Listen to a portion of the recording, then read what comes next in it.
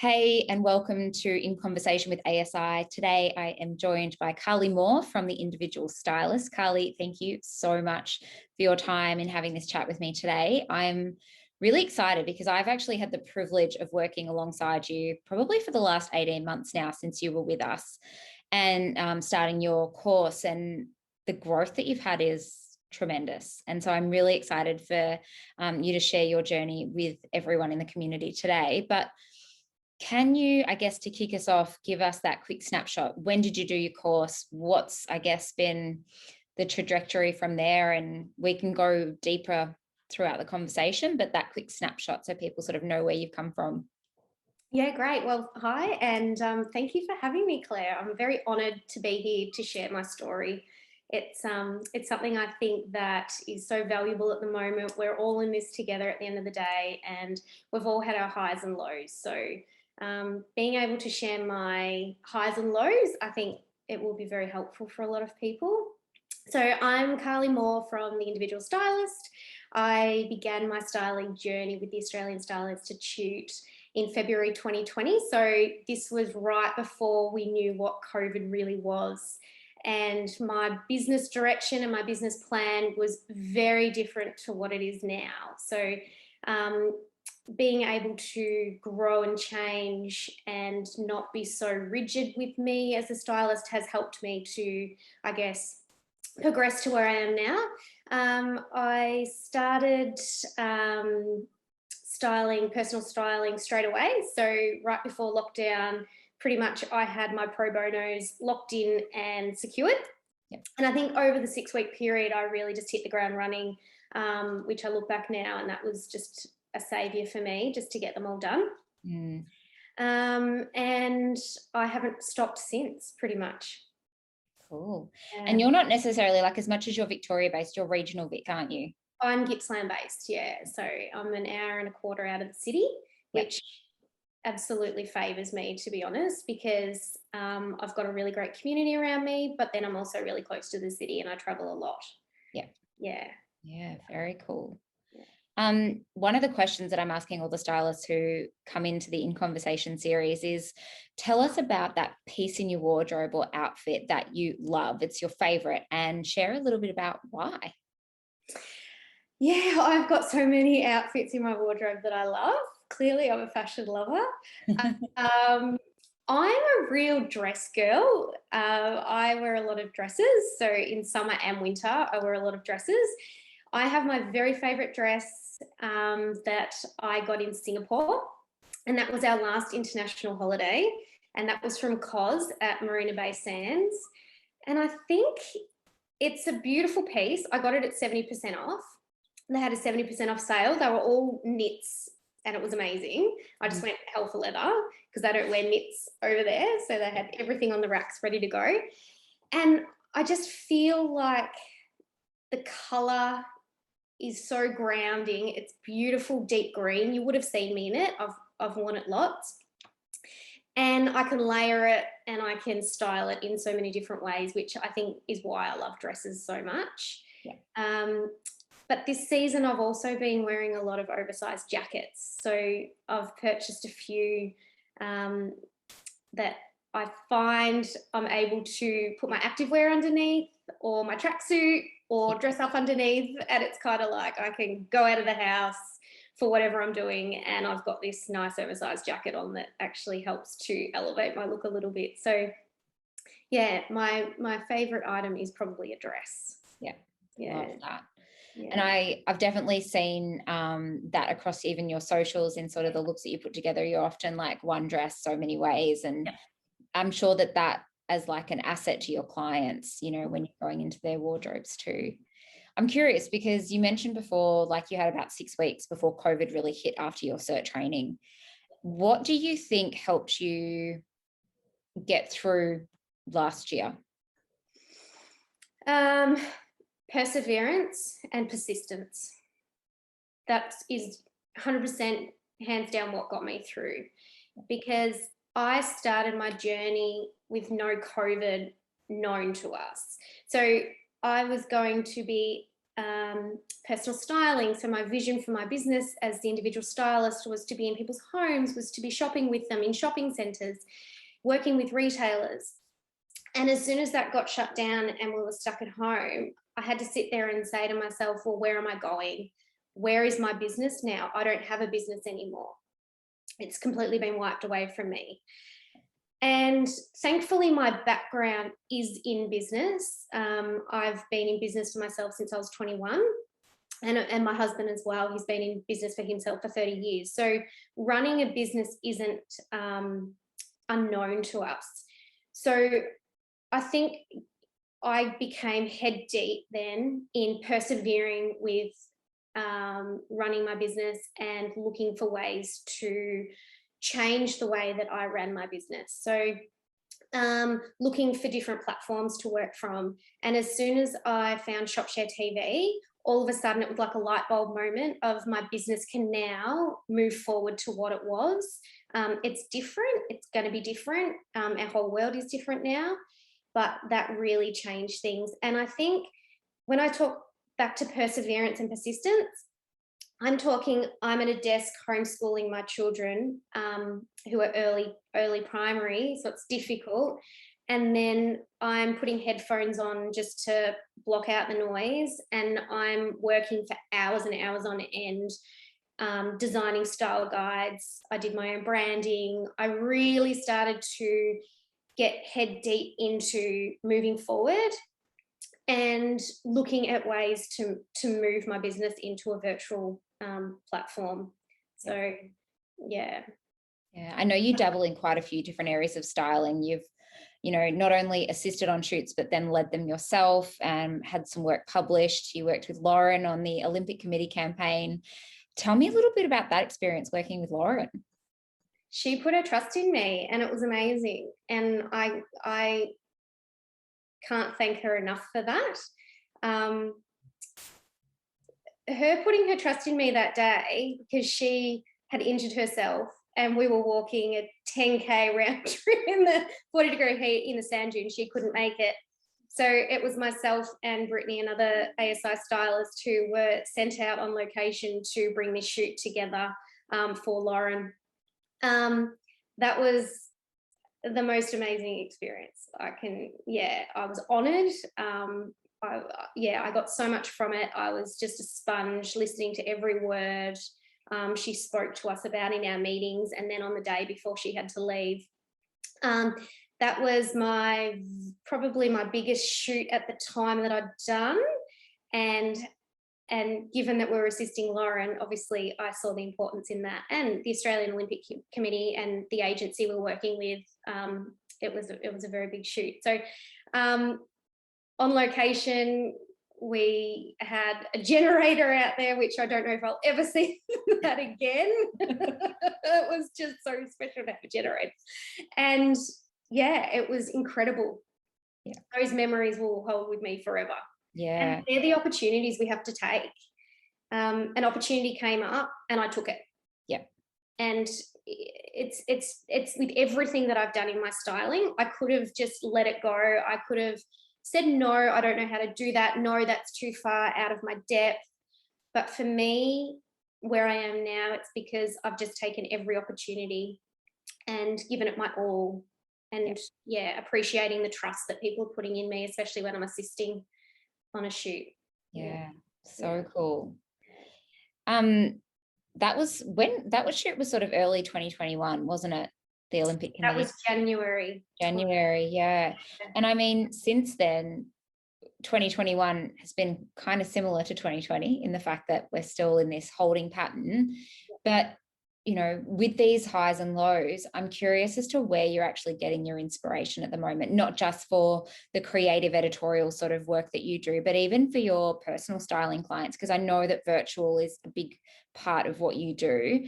And I think it probably will be moving forward, COVID or no COVID lockdowns. But where do you sort of seek inspiration? What inspires you? Usually I travel a lot, and usually traveling is my fashion inspiration. So my wardrobe consists of so many international designers, and that's really where I hone in. I hone in on traveling and immersing myself in, I guess, the culture that I'm in since we can't travel anymore.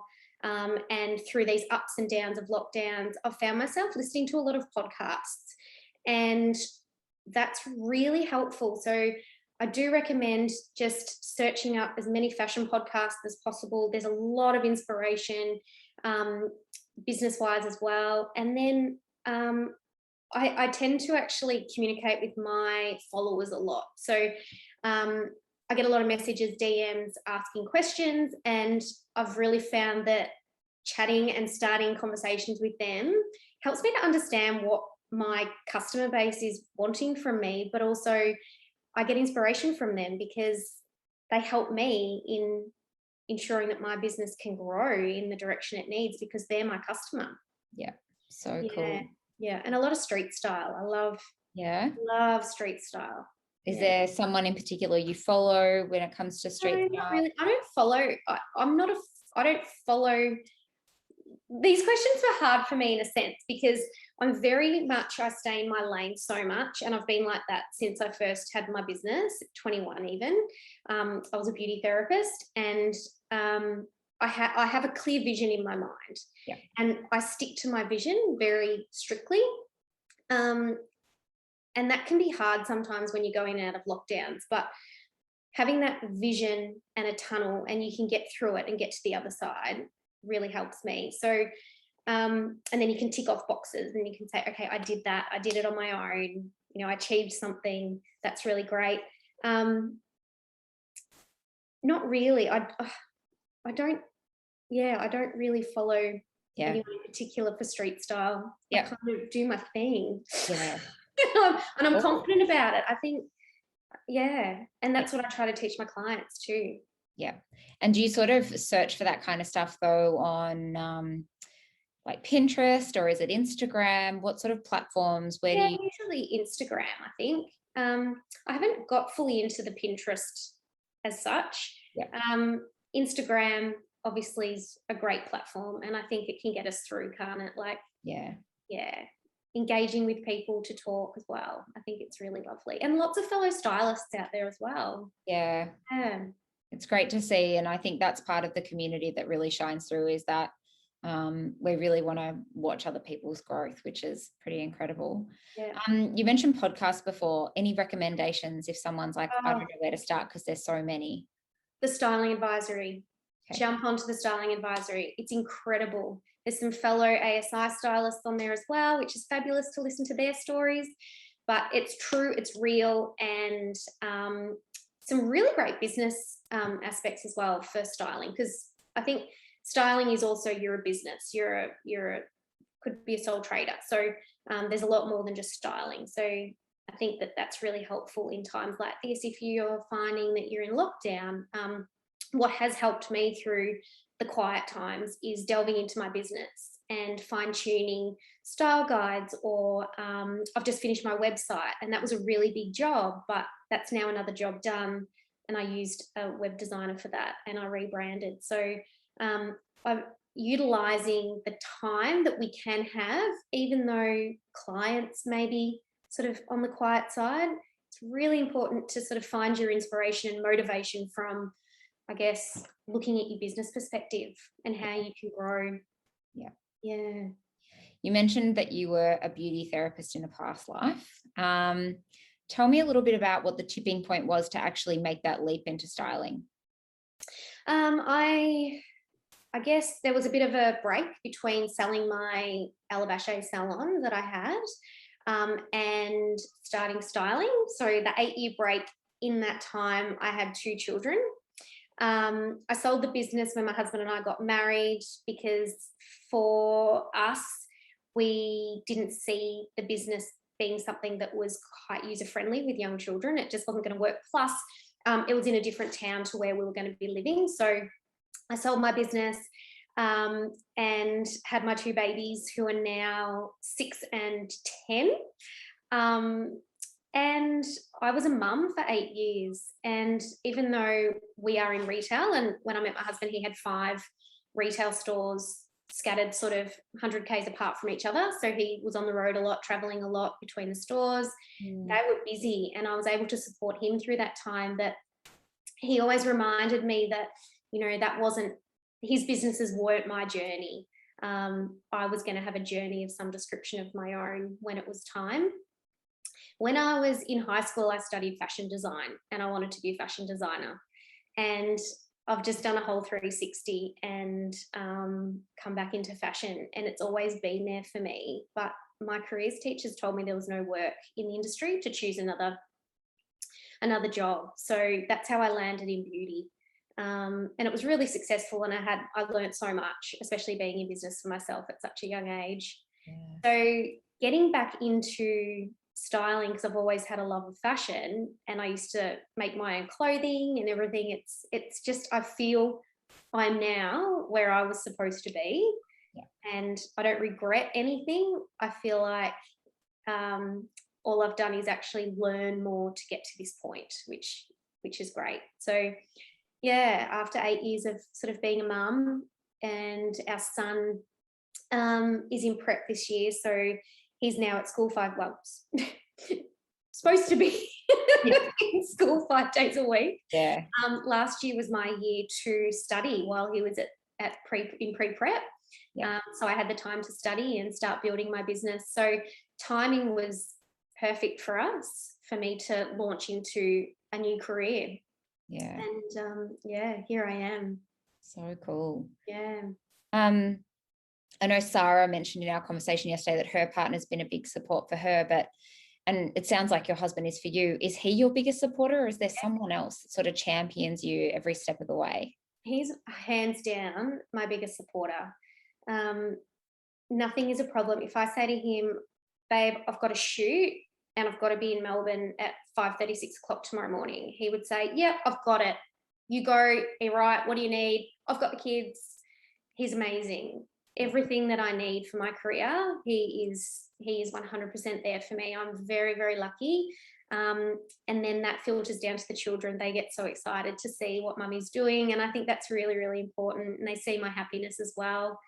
But yeah, he's just incredible. Yeah. I couldn't do it without him. I couldn't do the early mornings, the really late nights without him. Yeah. Yeah. And I've got a beautiful friend as well. And it's the little messages that, you know, she'll send me when I've got something going on, you know, good luck today, congratulations, when there's an opportunity that's come up that I've taken. And yeah, it's special. And I think it's really important that we continue to have those people who are in our court close by. Yeah. Because those little messages of, you're doing great, I'm proud of you, you know, good luck today. Yeah. You know, in a good way. Yeah.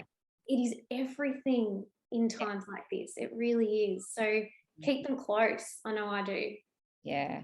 And I think that's so interesting that you say that. And I know that I've got a few friends who are similar. Like when something comes up, I get the, you know, text or even just a DM reply to a story that's like, oh my God, this is amazing. And I just got goosebumps now thinking of it. It's so special, isn't it? Yeah, it is. And I think, you know, even Lauren mentions in our trainings that, you know, be careful about the way you let people treat you. And we actually show people how to treat us. And I think when you go out on your own and you start a new venture like this, and there's definitely people out there who will be like, what are you talking about? This is a job. Like how? It's the people who actually stick by you through that uncertainty, because it's almost like you feel enough uncertainty yourself. You just want people to back you. And the second that they start to bring that doubt and you're like, oh shit, can I actually? I thought this would be a good thing, but now I'm second guessing. And it can really mess with you, can't it? Especially when you're not building momentum. I think that's really tough, isn't it? Like you build some momentum and then bang, you're down again, and you've got to find that momentum. So keeping those people close, it's kept me going. It's got me through the lows, and it definitely gives me the goosebumps through the highs. Yeah. Very cool. On that highs and lows, we were chatting before we actually pressed record on today's session that you know, lockdown 5 was a little bit different for you heading into lockdown 6. And I know at ASI we're working in close partnership at the moment with Country Road, and there was a couple of opportunities that had come up, and you had been offered an opportunity to actually do some in-store styling, and when that got taken away, it sort of hit you harder than expected. Aside from, you know, these little peaks and troughs that we go through in business, in the last 18 months, has there been a time where you just thought, it's too hard, I want to throw the towel in? And what was it at that point that actually you thought, no, I have to push through? And how did you get there? It's really hard, isn't it? Like, and it's bringing back a lot of the emotions talking about it. I've gone through lows and highs, and when I'm in my highs, gee, I appreciate them, and I appreciate the people around me. I think the lows for me were changing my business direction. It was me finally doing something that I was doing for myself, and then COVID hitting. And I know that we talk COVID all the time, and I don't like to, but it's a reality, isn't it? And it was the unknown for me. How am I going to run my business now? How am I going to be that person that I envisaged I was going to be? And I think I touched a little bit on it before, but I really honed in on the business side of the individual stylist. And I have spent hours and hours and hours and long nights, Claire, and I know I've spoken to you about this, about, you know, how hard I've worked behind the scenes. And it's not something that I talk about to people. People wouldn't even know I'm up at midnight still working. But I'm researching, I'm finding ways to streamline my business. I'm designing invoices, because that very first time that somebody is about to pay me, I wanted an invoice ready to go.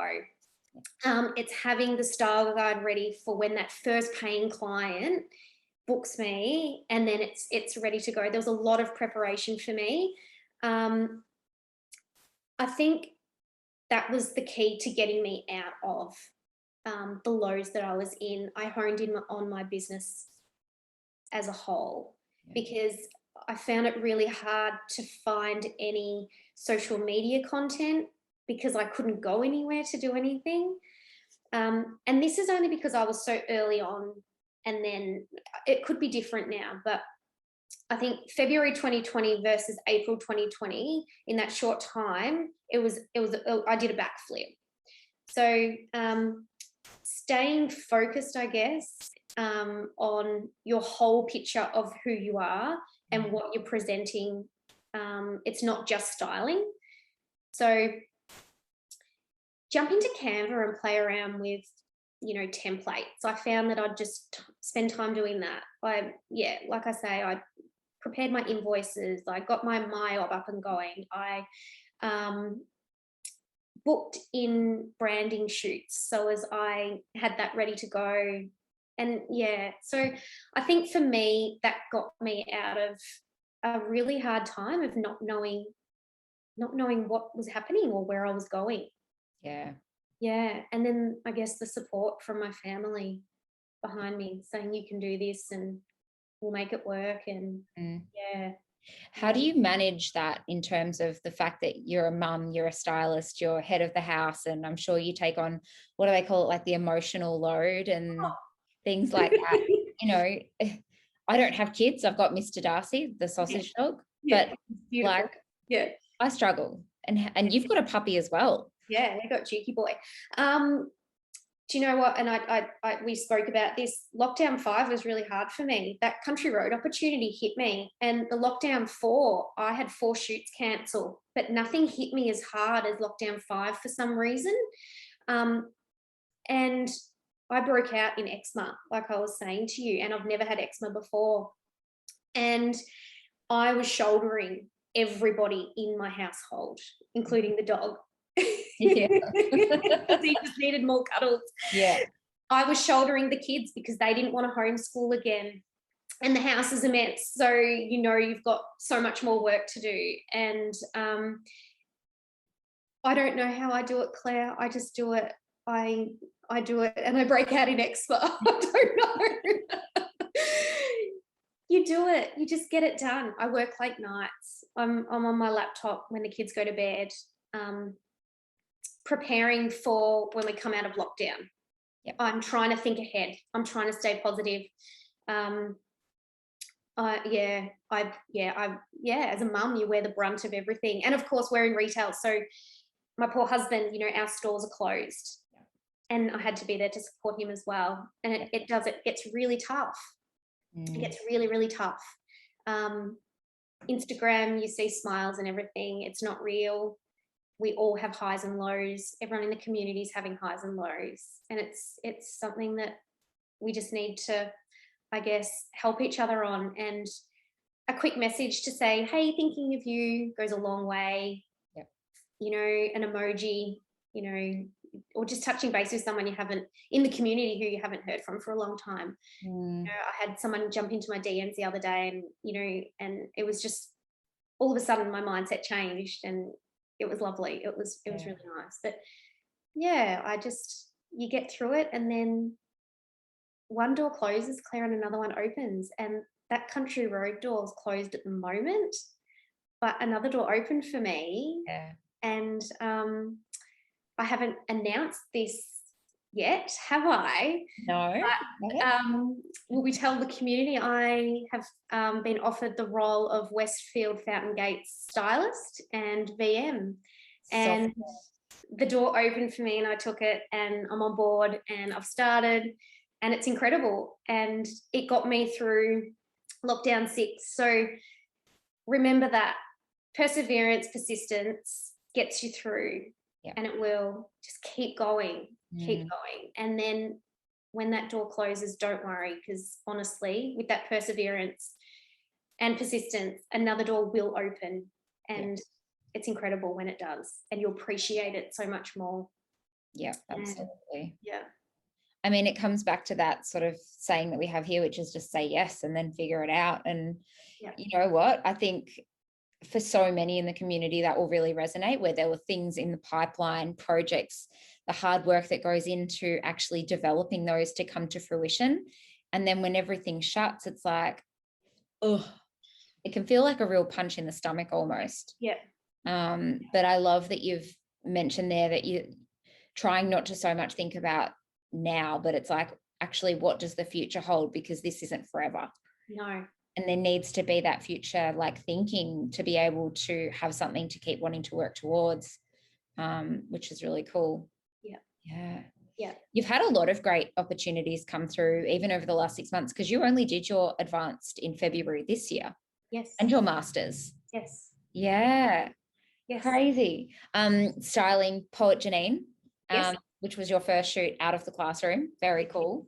3 days after. Yeah, insane. I know you've assisted Bianca, you've assisted Justina, you and Stacey Cook have done a few projects together, and then you had the Socially M event that you styled for. Yeah. What was that like? Because styling talent when they're actually appearing for something that's on brand for them is obviously different to an end result image or a one-on-one client. How did that process come together for you? That was something that became a little bit tricky, actually, because she had her Brisbane event before Melbourne, and Perth went into lockdown because she's from Perth. Yes. So because she'd flown in from Perth, Brisbane had told her that she had to isolate in her hotel room. So she couldn't go to her Brisbane event, which also meant that she couldn't get to Melbourne when she was planned to come to Melbourne to meet with me to start the styling shopping and journey. And I couldn't meet with her until 3 days before the event. And that was really tough. But we got there. It's different to personal styling. There's a really strict, I think, brief that you don't want to go outside too much. And because she's so used to being on stage and they're her events, she has her own way of wanting to present in each capital as well. So she had a certain element of her dressing, because she said Melbourne's the fashion capital of Australia. I want to dress X, Y, and Z for this particular event versus how I've dressed, blah, blah, blah. What was really tricky with M, not only given that we had the 3 days to plan, which I dropped everything, made myself available for, which you're going to do, is the fact that we just come out of that other lockdown and there was no stock in any stores. So they had already started possibly indenting smaller ranges. So size profiles weren't there, and it was really tough. And the retailers were feeling it too, because when I was shopping with her, they were excited about what we were doing together. And then there was a lot that couldn't offer us what we needed. And that was shoes as well. So it's across the board. That was a really big realization for me that, okay, this is another change that we're seeing for 2020. We can't just expect styles to be there and full size profiles to be there now, because people the companies aren't investing in huge ranges anymore. That was probably my biggest, the biggest thing that I saw through that experience. But it was incredible. It was a great event. She's fabulous. Yeah. Great exposure for your brand. And I think, like you mentioned before, it's those opportunities where you might stop and that voice comes in and you're like, oh, is this out of my depth? Or am I good enough to actually take this on? Or sometimes it's even that, like, why me? Like, this is a bit beyond what I would have expected to be approached for and things like that. But I think you're someone who really shows that hunger to actually just want to go out there and just give everything a shot once. And then, like you say, you just sort of pivot and adapt and continually innovating your business. And I've seen that. I actually remember last year we had a mentoring call about your packages.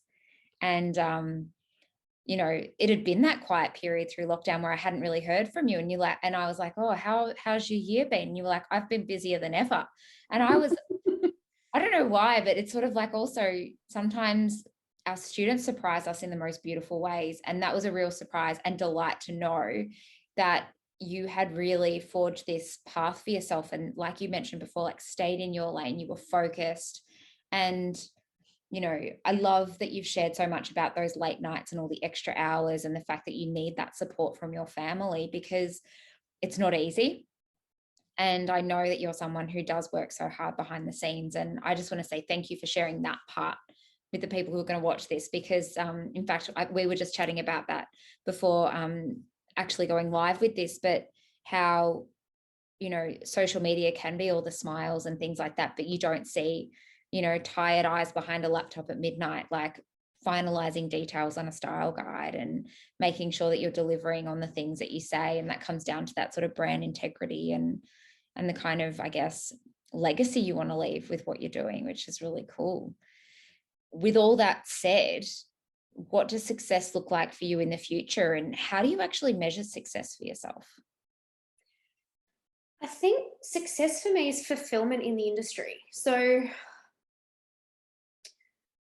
I've changed a lot to what I originally thought my styling journey was going to be. I thought I was going to be doing personal styling and that is it. I never even signed up to masters. Like, I couldn't even put my hand up in class in February 2020 to talk and ask a question, because I typically am very shy. I don't talk about myself, and I find it really difficult in that environment. And here we are now after completing masters, and I've been able to, you know, really change who I am. Growth is where I see it. I will always continue to grow in whichever aspect it is. I'll always continue to learn, and learning from others in the industry, regardless of their position, is something that I value so much. So I was in with you guys as part of the team for the last in-person training, the advanced. And even though I was there as the team, I learned a lot from those students, you know, and that's valuable. That is so valuable. Just because I'm sitting at the back table, it doesn't mean that I know more than somebody else. So growth to me is where I'm at, and fulfillment, in the industry. So cool. Yeah. What else is on the horizon? Is there any other announcements that we need to know about, or I don't know, like share with us sort of what the next 6 months, like the rest of 2020, might look like in an ideal world? It's rapidly changing, I feel. I feel like I spoke about, one door closes, another one opens. You have your peaks and troughs with, you haven't heard from, you haven't had any new opportunities for a while, and then bang, bang, bang, all these opportunities come up and you're flat out. Like I had back-to-back clients yesterday, virtual clients yesterday. My year ahead, I think I'm just going to continue to focus on my personal styling clients. My diary is filling up. Since I've launched my website, it's so easy for clients to book with me now. So that's actually as busy as I want to get it. So I've had to block out a lot more time now, because now with my Westfield role, that's going to take up a fair bit of time as well. I'm really excited to delve into Westfield with Fountain Gate. They're beautiful in there, and all the retailers are really excited to have me there. They've really suffered, so I'm super excited to delve in there, and there's more styling experiences for me there. The Style Lounge will open up, so I'll be extra busy there as well. So I've got a few shoots planned, which one's been cancelled again, but I've got a couple of really big shoots coming up, and yeah, I just hope to continue growing and learn and see where this amazing industry takes us, I guess. Yeah. For anyone who's watching you, who's going like, sounds like you've got the dream happening. Is there sort of maybe even a key little nugget of advice that, even if it was your kids coming to you, say, this is my dream and I'm feeling this, what would you say to get through that? Just do it. Do what makes you happy. If you're in the industry, you obviously love fashion, and just stay open-minded. Move direction, and don't stay too rigid, because we're in a creative world. Yeah. So let your creative juices flow, so to speak.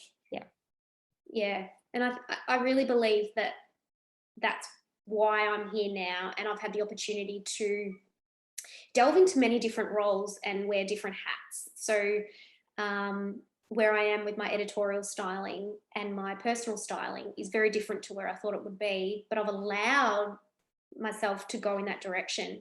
I never thought that I could ever do a live, and Feather and Noise have approached me on a couple of occasions to jump in with gorgeous Brenda and do their lives. And yeah, and I did it, and I love it. It's amazing. They're a great company. And then now I'm what I feel is one of my dream jobs, and that is with Westfield. That is, yeah. So just take everything and give it your all, and enjoy it and love it. Yeah. I think sometimes we do get bogged down in that mentality of it's a job, but we forget that it's this amazing job that's actually so fun. And, there's a reason that we stepped into this space, and it's for that love of fashion and the passion and creativity. And yeah, I love everything that you just said, that I'm sure that will really resonate with everyone who does come back and watch this. And I don't want to take up any more of your time. I just want to say a huge thank you for sharing all of your insights and a bit about your journey. And I guess that message of perseverance and persistence, because I think right now in the current climate, there's people all over the world who need that message. And yeah, I'm just really grateful that we could have this conversation. So thank you so much. Thank you so much for having me. It was an honor to be asked. And and if there's anyone in the community, if you want to chat, reach out, DM. I love a chat, and I want to meet you if I haven't already met you before, and tell me your stories, because we're all going through it, and it's a fabulous community, this ASI community. Yeah. And find a mentor too, whether it's within you guys. I know that I've had some wonderful conversations with you, Claire. I have with Lauren as well. I have with Javelle, and Bianca is just like my queen. I adore Bianca so much. She's been the biggest inspiration for me and helping me get through, and her words of wisdom and her encouragement for me have also been at times what's kept me going when I've doubted myself. That quick little pep talk when she catches me at times or messages me, it means everything. So if there's anyone out there and you want to have a chat, just please reach out. Now I'm getting the goosebumps. I'm like, I just love you guys. I love all of you. Oh, so beautiful. Thank you so much. And I cannot wait to see what the future has in store for you. It's exciting. Thank you. Thank you, Okay. Claire.